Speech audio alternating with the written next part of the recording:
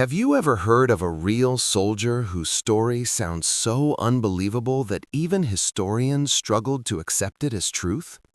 A man so fearless that he stood alone against an advancing army and survived. A warrior so legendary that many veterans later said he was the closest thing America ever had to a real Captain America, except he wasn't fiction, he was real. His name was Audi Murphy, and what he did during World War II still sounds impossible, even today. Imagine being barely 19 years old, thin, underfed, and underestimated by nearly everyone around you. Then imagine becoming the most decorated American combat soldier of the entire Second World War. Not a famous general, not a lifelong officer, just a poor farm boy from Texas who grew up hunting small animals to keep his family alive. Yet somehow this quiet teenager would face machine guns, snipers, artillery, and enemy tanks, sometimes completely alone, and survive battles that killed seasoned veterans. But here is what history rarely tells. Murphy's story is not only about heroism. Behind the medals was a young man pushed far beyond normal limits. His greatest battles did not end when the war ended. The real story of Audi Murphy is about survival, sacrifice, and the hidden cost of becoming a legend. Before this video ends, you will discover how a boy raised in poverty became one of the most feared soldiers of World War II, how a single battle turned him into a myth, and why many veterans believed no other American soldier ever matched his courage. You will hear how he held off an entire German assault force alone, how he survived situations that should have killed him many times over, and why experienced officers were stunned by his actions. Because once you hear what happened on a frozen battlefield in France in 1945, you may never look at war heroes the same way again. And what happened that day was only the climax of a journey that began in desperation. Audi Murphy was born into poverty during the Great Depression in rural Texas.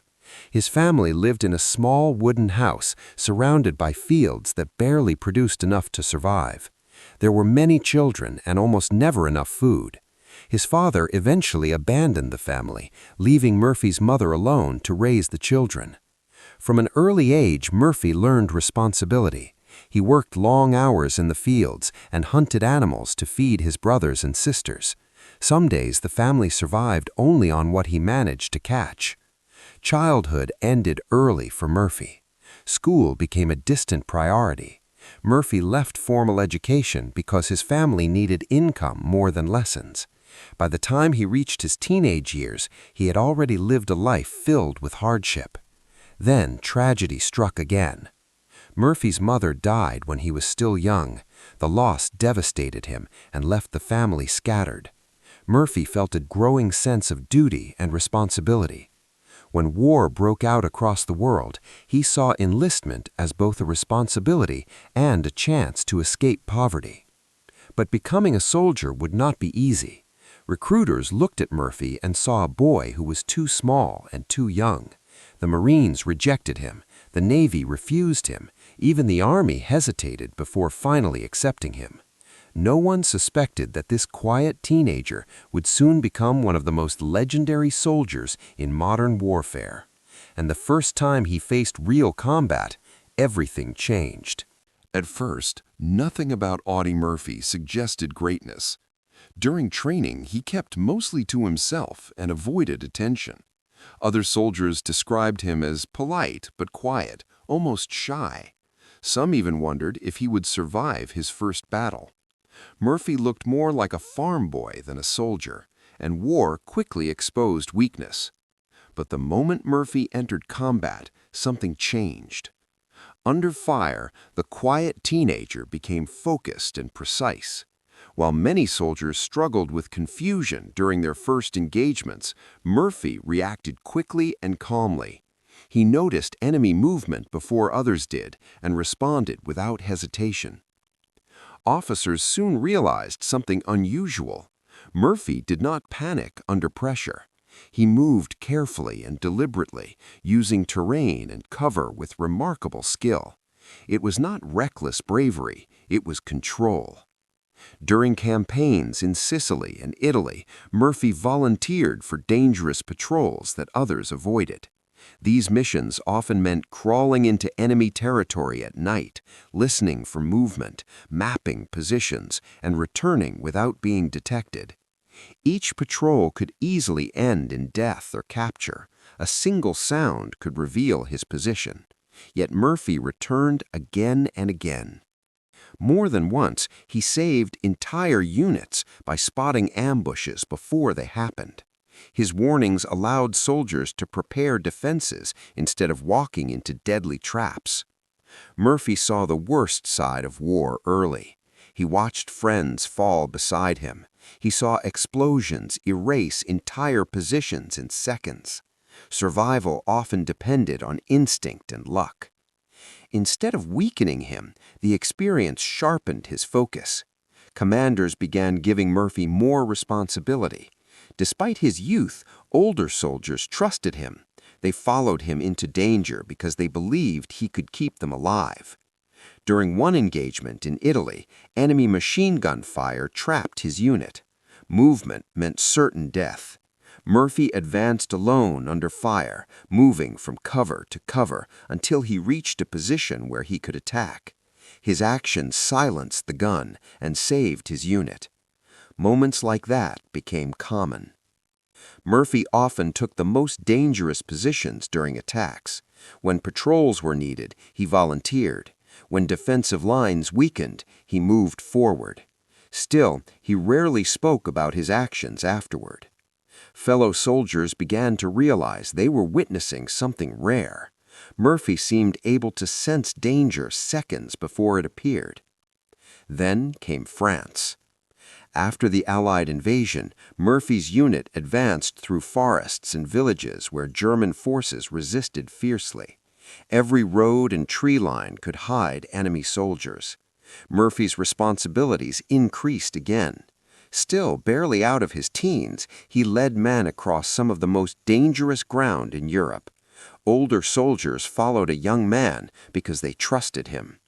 On one mission, Murphy climbed onto a disabled armored vehicle and used its machine gun to drive back advancing enemy troops. On another mission, he eliminated a sniper that had stopped an entire advance. Each action strengthened the legend. But none of those battles prepared anyone for what would happen in the winter of 1945. Because on one freezing day in France, Audi Murphy would face the battle that would define his place in history. By the winter of 1945, Audi Murphy was no longer just another infantryman. He had already survived years of brutal combat across multiple countries. He had seen entire units wiped out in minutes and had walked away from battles that should have killed him. He had been wounded several times, yet every time he recovered, he insisted on returning to the front.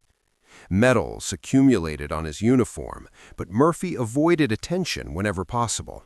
When people praised him, he simply said he was doing his duty. The soldiers beside him knew otherwise. Murphy possessed something rare, an ability to remain calm when everything around him collapsed. In situations where confusion and fear overwhelmed others, Murphy seemed able to slow the world down and think clearly. He reacted faster than most men could even process what was happening. Veterans who fought with him later said he had an instinct for survival that could not be taught. That instinct would soon be tested in the most extreme way imaginable. On January 26, 1945, near the small French village of Holtzwihr, Murphy's company held defensive positions during one of the coldest periods of the war. Snow covered the fields and forests, muting sound and reducing visibility. The cold cut through gloves and boots, numbing fingers and slowing movement. Every breath turned into frost in the air. The men were exhausted. Many had been fighting for months without real rest. Murphy commanded a small force assigned to hold the area against possible German counterattacks. Intelligence reports suggested enemy activity nearby, but no one knew when or where the attack would come. Then it began.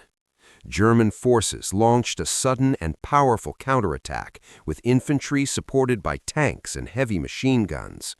Dark shapes moved through the snowy tree lines as enemy soldiers advanced steadily forward. Murphy's company was heavily outnumbered. Enemy machine gun fire tore through defensive positions. Mortar rounds exploded across the frozen ground. Trees shattered into splinters under incoming fire. Communication lines began to fail. Radio transmissions were interrupted by static and explosions. Orders became difficult to relay. Coordination between units started breaking down. One defensive position after another fell silent. Some soldiers were killed.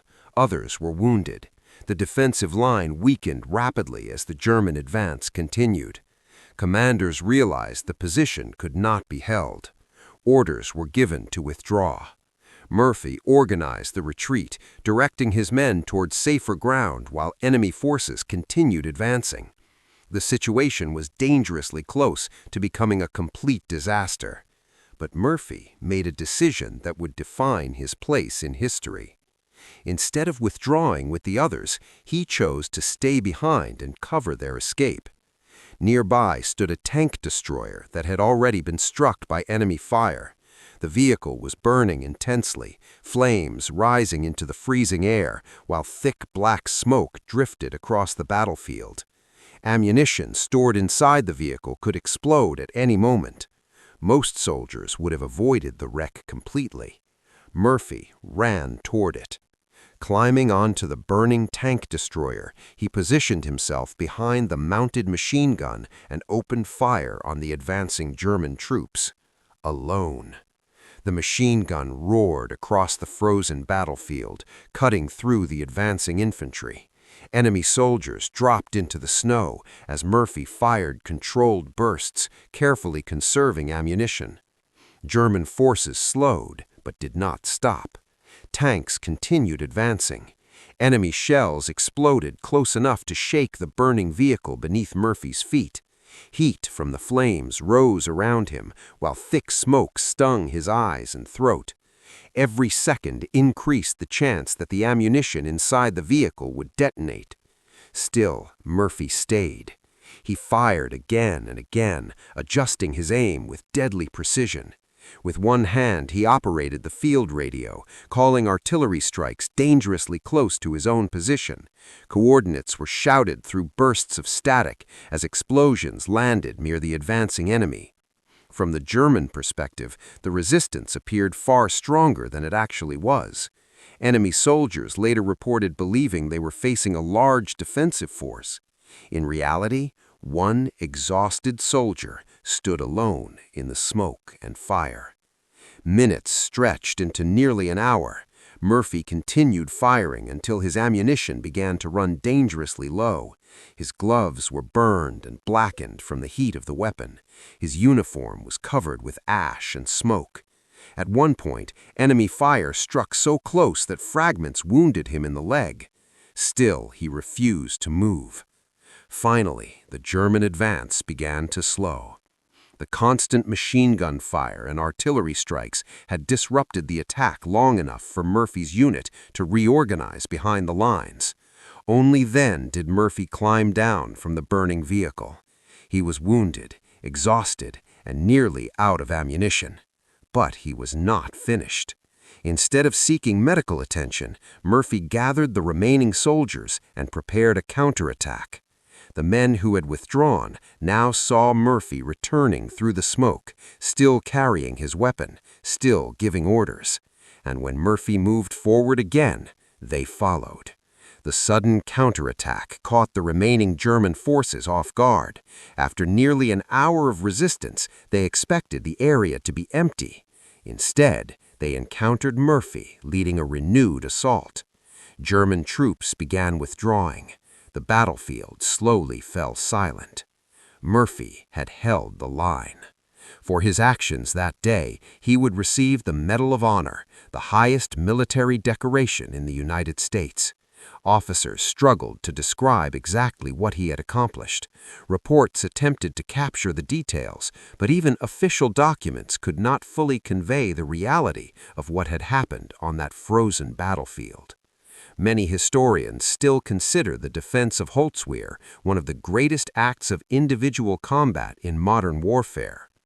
But in many ways, that day in France was only the end of one kind of war for Audie Murphy. Because the moment the shooting stopped, a different battle quietly began. A battle that no medal could help him win. And what Audie Murphy faced after returning home would reveal a side of heroism that few people ever talk about. When Audie Murphy returned home after the war, he was no longer an unknown farm boy from Texas. He had become one of the most recognized soldiers in the United States. Newspapers printed his photograph across the country. Magazine covers celebrated him as a symbol of American courage. Crowds gathered just to catch a glimpse of the quiet young man who had stood alone against an advancing army and lived. To the public, Murphy represented victory.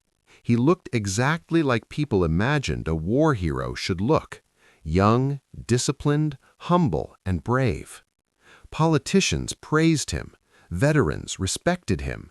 Ordinary citizens saw him as proof that courage could come from the most ordinary beginnings. But the war had not really ended for Audie Murphy. Behind the public image was a man still living on the battlefield. Night after night, Murphy struggled to sleep. When he finally drifted off, the dreams came quickly. Gunfire echoed in his mind. Explosions shook him awake. He often found himself sitting upright in darkness, disoriented and alert, as if danger were only seconds away. The war followed him into every quiet moment. Sudden noises could trigger powerful reactions. A slammed door or a car backfiring could instantly bring back memories of combat. Murphy sometimes reacted before he even realized what he was doing, as if his mind were still trained for survival in a war zone. Sleep became rare. Murphy often kept a loaded weapon close at hand because he felt unsafe without it. Even in peaceful surroundings, he remained alert, scanning rooms and exits the way soldiers do in dangerous territory. At the time, very few people understood what he was experiencing. The term post-traumatic stress disorder did not yet exist. Psychological trauma from combat was rarely discussed, and many veterans were expected to simply continue with their lives as if nothing had happened. Murphy refused to pretend everything was normal. Instead of hiding his struggles, he spoke openly about the invisible wounds of war. He described the nightmares, the anxiety, and the memories that never faded. He insisted that returning soldiers deserved proper medical and psychological treatment. For many veterans, Murphy became a voice they did not have. Years before combat trauma was widely recognized, Murphy was already explaining its reality. He pushed for better support systems and medical care for those who returned from war carrying emotional scars. But even as he spoke publicly, Murphy still searched for a way to rebuild his own life. Hollywood soon discovered him. Producers saw a natural hero in Murphy's story and believed audiences would want to see the real soldier on screen. Murphy eventually became a film actor and appeared in dozens of movies, many of them war films and westerns. One of the most unusual moments of his career came when he portrayed himself in a movie based on his wartime experiences. Few people in history have ever reenacted their own battles on film. For Murphy, it meant reliving events he could never fully escape. Audiences saw strength and confidence on the screen, but behind the camera, Murphy continued fighting private battles. He struggled with stress, insomnia, and periods of deep tension that never fully disappeared. Friends sometimes noticed how quiet he became when conversations turned toward the war. Even years later, memories remained vivid. Despite everything, Murphy continued building a life beyond the battlefield. He wrote about his experiences, worked in film, and stayed connected with fellow veterans. Many who met him later in life described him as humble and thoughtful, a man who rarely spoke about himself unless asked. Military historians eventually began studying Murphy's combat record in greater detail. Even decades later, experts remain amazed by the consistency of his actions under extreme pressure. Murphy did not perform one extraordinary act. He performed many across multiple campaigns over long periods of time. Some historians believe Murphy possessed unusually strong survival instincts. Others argue that his sense of responsibility pushed him beyond what most soldiers could endure. Some point to his childhood hardships as preparation for the extreme conditions of war. And perhaps the greatest mystery remains how many acts of bravery were never officially recorded. Battle reports often focused only on major actions. Smaller moments of courage were rarely written down. Many soldiers who served with Murphy believed he performed extraordinary feats that never appeared in official records, which means the legend we know today may only be part of the truth. Somewhere between documented history and battlefield memory stands the real Audi Murphy, a quiet farm boy who proved that heroism does not come from strength or size. It comes from refusing to give up when everything is on the line. Audi Murphy never claimed to be a hero. In fact, he often said that the real heroes were the men who never came home. But the soldiers who fought beside him never forgot what they witnessed. A young man who stood his ground when retreat seemed inevitable, who risked everything so others could survive. And even today, his story continues to raise the same powerful question. How far can a single human being go when courage becomes the only path forward? Because sometimes the greatest heroes are not the strongest, or the biggest, or the most famous. Sometimes they are the ones who simply refuse to stop fighting. And Audi Murphy may have been the greatest example of that truth. And if you want to discover another unbelievable true story, click on the next video on your screen and continue the journey.